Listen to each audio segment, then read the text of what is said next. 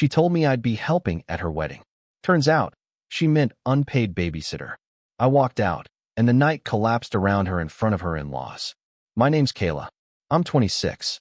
And if someone ever asks you to just help out with the kids at a wedding you were invited to as a guest, say no so loud the chandelier shakes. Trust me, I learned the hard way. There I was, halfway through the doors of a lakeside venue in Vermont, heels on, gift bag in hand, mentally prepping for small talk and champagne. That's when I realized I wasn't being welcomed. I was being drafted. Not as a bridesmaid. Not even as a guest. I was the help. My older sister Haley was getting married.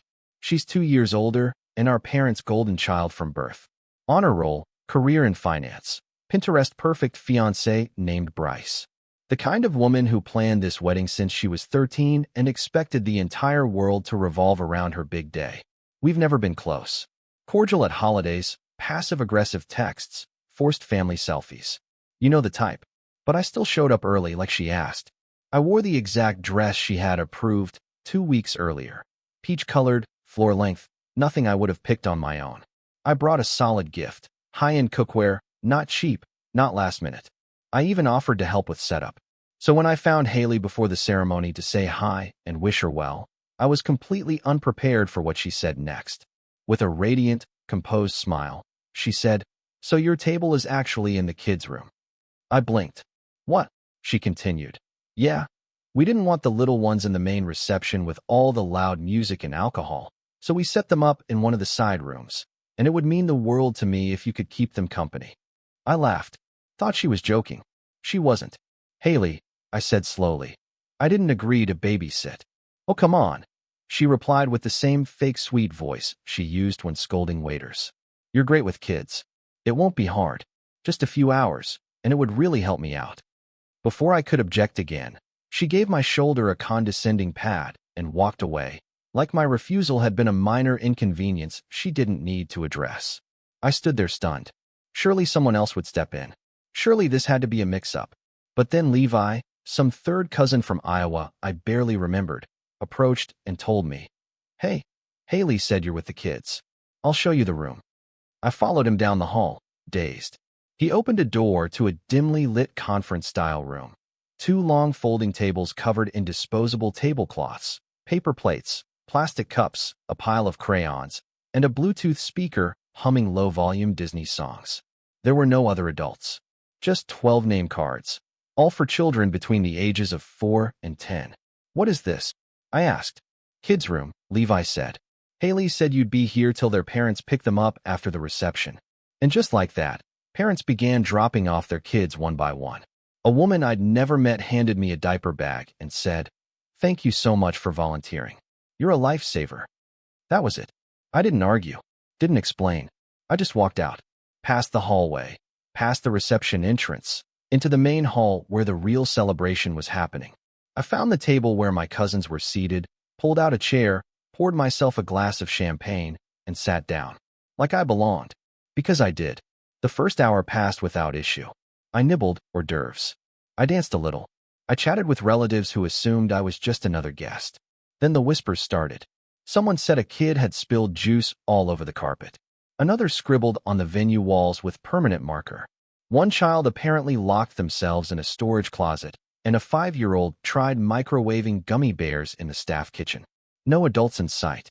No supervision. By the 4th hour, Haley and Bryce noticed I wasn't in the kids' room.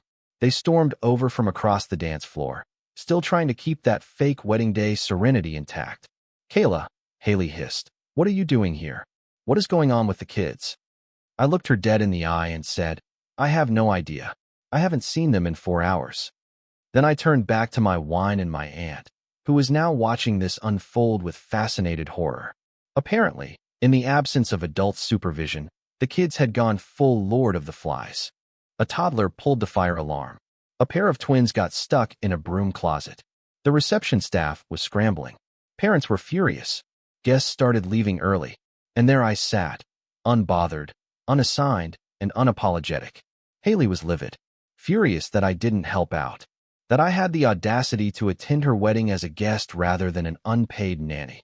Later, she tried to guilt-trip me, saying I embarrassed her in front of Bryce's family and ruined her big night. I didn't apologize.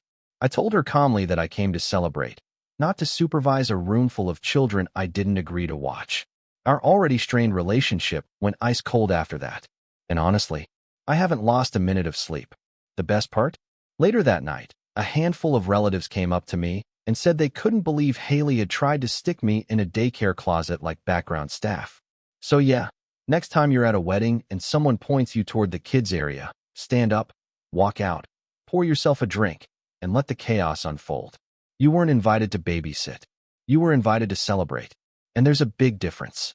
After I told Haley I had no idea what was happening with the kids, because I hadn't seen them in 4 hours, I turned back to my drink and made it crystal clear I was done entertaining her fantasy of me as her unpaid childcare. I figured that would be the end of it. Maybe a tense conversation later, maybe an awkward holiday, but I assumed she'd get over it. I forgot who I was dealing with. Haley doesn't process rejection like a normal person. She treats it like an insult, a glitch in the system that needs to be corrected. And the fact that I publicly refused to play along with her delusion, that wasn't just a minor inconvenience to her. It was a mutiny. Not 10 minutes after I dismissed her, she came storming across the dance floor again, dress swishing like she was making a dramatic entrance in some low-budget soap opera. I caught a glimpse of her whispering something to Bryce, her new husband, who looked like he'd rather crawl under a table than get involved.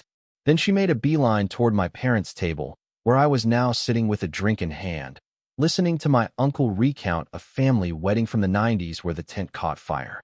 He paused mid-sentence as Haley leaned down, her expression tight, her whisper not nearly as discreet as she thought. My mother blinked. My father's fork hovered in midair. Haley wasn't just asking me to return to the kids' room. That ship had long sailed. No, she was asking my parents to make me leave. Entirely. She wanted me gone. Her own sister, a guest who arrived on time, wore the pre-approved dress, brought a nice gift, and had done nothing but say no to being voluntold into babysitting. Before I could respond, my aunt slammed her hand on the table. The sound echoed, turning heads across the room. "Have you completely lost your mind?" she snapped. "You're kicking your sister out of your wedding because she wouldn't babysit?" Haley's eyes widened, caught off guard. She hadn't expected a public challenge. My uncle jumped in, voice calm but firm. "This is outrageous. You asked her to help with kids she didn't agree to watch. She declined. That's her right. You don't get to punish her for that." A cousin chimed in. "If I did that to my sister, my mom would have dragged me out of the church by my earrings." Another relative added, "You can't throw a wedding and treat your own sibling like staff. What were you thinking?" The comments kept coming, quietly at first, then louder, more confident. What started as isolated remarks became a rising tide. Even our grandmother, who never raises her voice and rarely picks sides, spoke up. "If you couldn't afford to hire help," she said, "you should have planned differently. You don't get to decide someone else's job for them, especially not family." Haley tried to argue, claimed I'd always been good with kids, that she didn't think it would be a big deal, that I was usually so helpful at family events. That only made things worse. One of the parents, whose child had been left unsupervised in the chaos, approached. Her voice was low, but the anger was palpable. "You told us there'd be someone watching the kids. I wouldn't have left my son alone if I knew it was going to be like this." He tried to plug a fork into an outlet looking for a charger. Gasps. Murmurs. A few guests started gathering their things. At this point, I didn't have to say a word. I just sat quietly while the entire room watched Haley flounder in real time. Her bridal glow had faded. Her smile faltered. She looked pale under her makeup. Bryce stood nearby, awkward and silent, clearly regretting every life choice that led to this moment.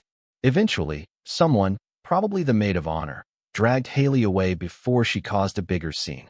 I watched her retreat, back stiff, jaw clenched, while the DJ scrambled to restart the music. Dancing Queen played faintly in the background, but no one was dancing. The mood had shifted. People were still sipping drinks and making polite conversation, but the center of attention had changed. It wasn't Haley's dress or the flowers or the food anymore. It was the bride who tried to turn her sister into a babysitter and got called out by half the guest list. Me? I stayed right where I was, champagne in hand, calm, unbothered. Guests trickled by throughout the evening, some I barely knew, thanking me for standing my ground.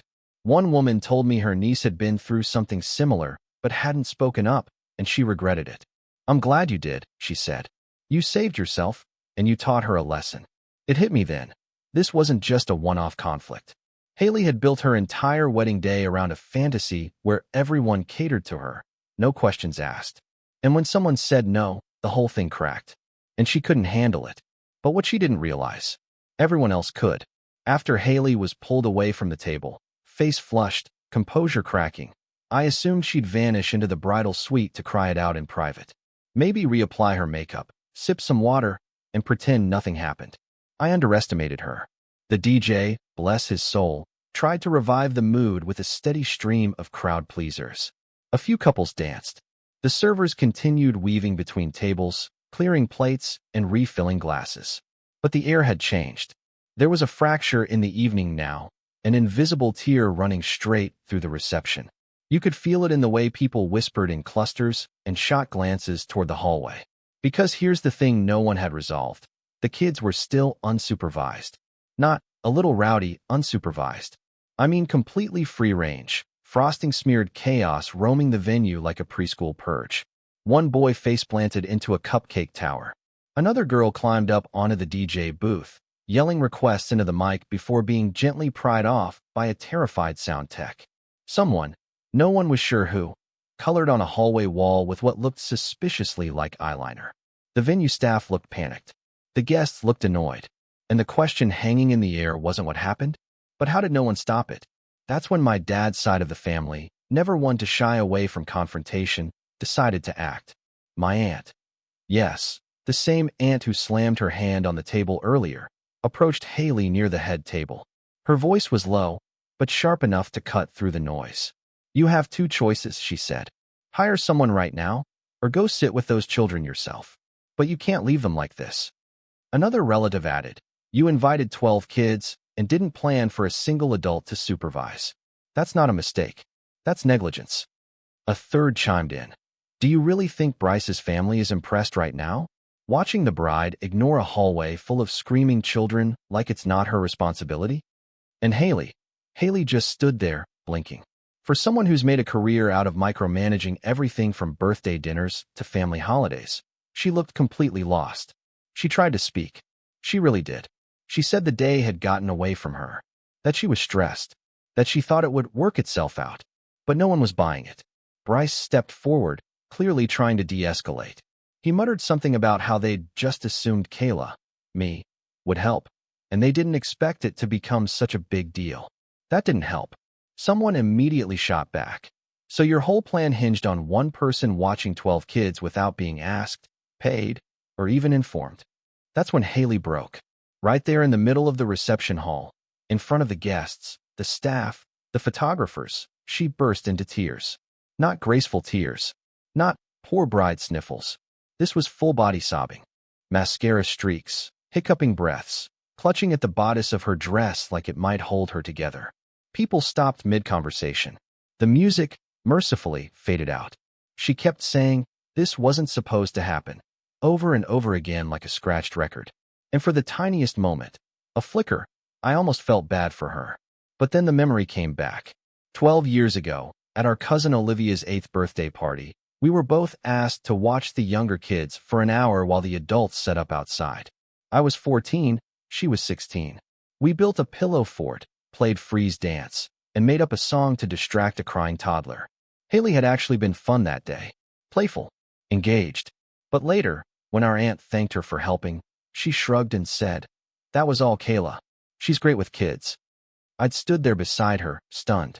She hadn't even looked at me, just handed off the praise like it didn't belong to her. And now, watching her stumble through her wedding day, her hair frizzy from sweat, her fake lashes half detached, her smile replaced by a 1,000-yard stare, it all clicked. Haley didn't want to take responsibility. She never had. She wanted the appearance of generosity, not the labor. She wanted credit, not effort.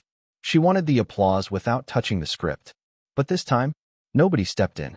This time, she got stuck with the part she tried to write for me. Roughly 30 minutes later, she reappeared in the reception hall. Not as the radiant bride returning for more photos, but as something entirely different. Her hair was Messier. Her dress had a smear of what looked like melted M&M on the hem, and in each hand, she held a child, one boy dragging a stuffed dinosaur, the other clutching a juice box and asking if there were more snacks. She looked like she'd aged a decade. She spent the next 2 hours bouncing between the reception and the kids' room, begging relatives to help, glancing toward her mother-in-law with the desperation of a drowning swimmer looking for a life raft. No one took the bait. One cousin told her bluntly, "You made this mess. You sit in it." Even our mother turned her back and began chatting with a neighbor from their old church. At one point, Haley made eye contact with me from across the room. We just stared at each other. She didn't say a word. She didn't have to. The silence between us said everything, and it was the first honest moment we'd shared in years. If you walked into that reception around 9:15 p.m., you wouldn't have known Haley was the bride. Not because she'd left, because she was crumpled into a plastic folding chair outside the kids' room, her designer gown bunched around her thighs, a juice box-stained toddler using her veil as a blanket. Her hair, once teased and sprayed into architectural perfection, had collapsed into damp tendrils. Her mascara was smudged. Her bouquet? Abandoned on a windowsill beneath a stack of jackets. Her face was tight, not with poise, but panic. The kind of brittle edge you see in someone whose plan has not just failed, but combusted in public. And all I could think was, this is what accountability looks like in Tool. Haley didn't want to be there. She wanted to be inside, posing for pictures, basking in compliments about her dress, her taste, her menu. Instead, she was knee-deep in glitter glue and chocolate fingerprints, trying to keep a pack of restless kids from turning the reception hall into a jungle gym. I hadn't spoken to her since she reappeared clutching 2 kids like party favors. I didn't need to. The verdict had already been rendered by the room, and by someone whose opinion mattered a whole lot more than mine, her new in-laws. Up until now, Bryce's family had played it cool, clapped during speeches, complimented the table arrangements, smiled through awkward family small talk. But when they saw Haley wrangling toddlers like a reluctant party clown, something in them shifted. 3 women, Bryce's mom, his older sister, and his aunt, exchanged glances, stood up from their table, and calmly walked over to the hallway. At first, I thought they were going to offer help. They weren't. They were there to fix the mess. Just not for Haley's sake. Bryce's mother took one look at the scene, crayon drawings on walls, frosting-stained kids wrestling over a tablet, and made a decision. Without speaking to Haley, she and the others started organizing a makeshift child-minding station in the venue's side lobby. Bryce's aunt gathered chairs. His sister pulled out her phone and played calming music. His mom flagged a staff member and asked for wet wipes and paper towels. Within 10 minutes, they had set up what Haley should have arranged hours ago, a quiet, supervised space with actual adults watching the children. They never once consulted Haley. She just sat there, sidelined, watching them clean up the disaster she created and learning, in real time, what it looked like when other people took responsibility properly. The humiliation was unmistakable, because this wasn't just about the kids anymore. It was about perception, about the first impression she made on Bryce's family as their new daughter-in-law. And they were watching every move. They saw the bride who tried to manipulate her sister. They saw the woman who hadn't planned for childcare but expected it to magically appear. They saw someone who, when told no, didn't pivot. She imploded. Haley tried to return to the reception hall once or twice. Each time, someone intercepted her. Politely, but firmly. Someone's looking for their shoe. One of the kids spilled juice again. Can you grab more napkins? And every time, she turned back around, shoulders sagging slightly more than before. Even Bryce tried to intervene, once. He walked over and asked if she needed a break. But before he could finish the sentence, one of his aunts stepped in. No, she said. You both agreed not to hire anyone. So now, you're both responsible. He didn't argue. He just backed away, hands in his pockets, and disappeared into the crowd like a man hoping to blend into the wallpaper. I kept waiting for Haley to lose it again, to cry, to scream, to blame someone else. She didn't. She just sat there, holding a squirming 5-year-old on her lap, while another kid colored on her arm with a marker. The rest of us? We danced. We laughed. We toasted with champagne and talked about old family stories. And slowly, the reception began to feel like a celebration again, not because the chaos had been contained, but because the person who caused it was finally sitting with the consequences instead of avoiding them. By the end of the night, Haley looked exhausted. Not in the way a bride looks after hours of dancing and hugging and smiling for photos. This was something deeper. The exhaustion of someone who realized too late that her fantasy didn't account for reality, and that everyone had seen behind the curtain. When the DJ announced the final song, someone handed Haley a trash bag filled with juice boxes, coloring books, and empty snack wrappers. "What should we do with this?" they asked. She didn't even look up. She just said, "I'll take it." And that was the end of it. No grand speech. No apology. No attempt to rewrite the narrative. Just a woman in a wrinkled dress, carrying a garbage bag of consequences she thought she'd delegated to someone else. The wedding didn't end with a final toast or a fairy tale send-off. It ended the way a house settles after an earthquake, quiet, shaky, and a little off balance. Guests began to trickle out slowly, some slipping away quietly to avoid another scene. The DJ played one last soft ballad, hoping to salvage a romantic note. The servers cleared half-eaten slices of cake, collecting crumpled napkins like confetti at a funeral. And through it all, Haley stood near the venue entrance, still in her dress, but it no longer held any power. Her train was scuffed, veil off, a wrinkle running down the bodice like a scar. She clutched a trash bag in one hand and a toddler's blanket in the other. One she hadn't noticed was caught on her heel until someone pointed it out. I walked past her on my way out. She saw me. Our eyes met. There was no smugness left in hers, no disdain. Just something rawer. Not apology. Haley wasn't built for that. But something closer to awareness. Maybe shame. She didn't speak. Neither did I. What was there left to say? She knew exactly what she'd done. And everyone else knew it too. She'd tried to script me into the role of unpaid, invisible babysitter at her perfect wedding. And when I didn't play along, the whole fantasy collapsed.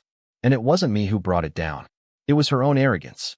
Her refusal to ask, to acknowledge, to treat people as guests instead of set pieces. I didn't have to ruin her wedding. I just had to let her run it the way she planned, and the rest took care of itself. That's the part one don't think she'll ever get over. Because when you orchestrate a lie, you expect your biggest threat to be rebellion. But sometimes it's silence. Sometimes it's one person refusing to participate and watching everything else unravel without ever raising their voice. The next day, I woke up to a string of texts, photos from cousins, comments from relatives. One picture showed Haley in the kids' room, a toddler drooling on her shoulder, a Sharpie drawing visible on her arm. She spent 2 hours there, one message said. Another read. She tried to guilt her way out again. No one budged. Even Bryce's sister texted me directly. Just one sentence. "You were right to walk away." Everyone saw it. That message landed the hardest. Because Bryce's family hadn't been looking for drama. They weren't out to choose sides. They simply watched, quietly, clearly, as Haley tried to deflect responsibility onto someone else and failed, publicly. They saw who she was when no one saved her. When her plans collapsed, and her real self showed up. Entitled, careless, and more concerned with appearances than people. She didn't just lose control of the reception that night. She lost the benefit of the doubt. And for someone like Haley, that's worse than any argument, any confrontation, any public scolding. That's permanence. I haven't heard from her since. Not a call, not a message. But I don't need one. The story is over. And every person who mattered saw the ending for what it was. I came to that wedding to celebrate, to be a sister, to be kind. She came expecting obedience. She left with a garbage bag and a stained wedding gown. And me? I left with my dignity intact, and a family that finally saw the difference.